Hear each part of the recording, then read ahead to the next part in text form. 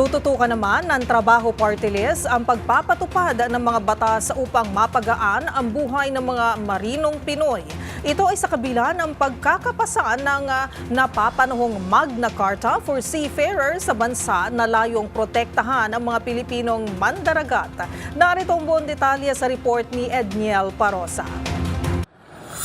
Napapanahon man para sa Trabaho Party List ang pagpasa ng Magna Carta for Filipino Seafarers, layunin pa rin ng grupong tutukan ng pagpapatupad ng batas upang mapagaan ang buhay ng mga marinong Pinoy. Ayon kay Attorney Michelle Espiritu, tagapagsalita ng Trabaho Party List, dapat itong bantayan sapagkat may mga provision sa batas na tinututulan ng ilang grupo ng marino. Kasama rito ang pangangailangang mag-post ng execution bond kapag nanalo sa kaso ang marino habang nag-a-appeal ang ship owner o manning agency. Dagdag ng Trabaho Party List, babantayan din ito ang prosesong pagdadaanan ng mga marino upang makapag-claim ng kanilang mga benepisyo. Paliwanag ni Attorney Espiritu, maaaring mahirapan ang mga marino na maklaim ang benepisyo sabalit kailangan nilang patunayan kung ang kanilang sakit o sugat ay dulot ng trabaho.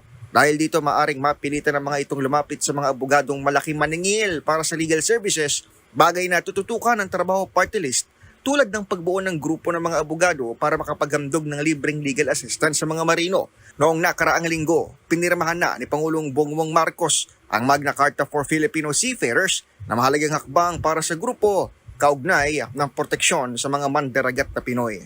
Para sa MBC TV and Network News, ito si Edniel Parosa. Una sa Pilipinas, una sa Pilipino.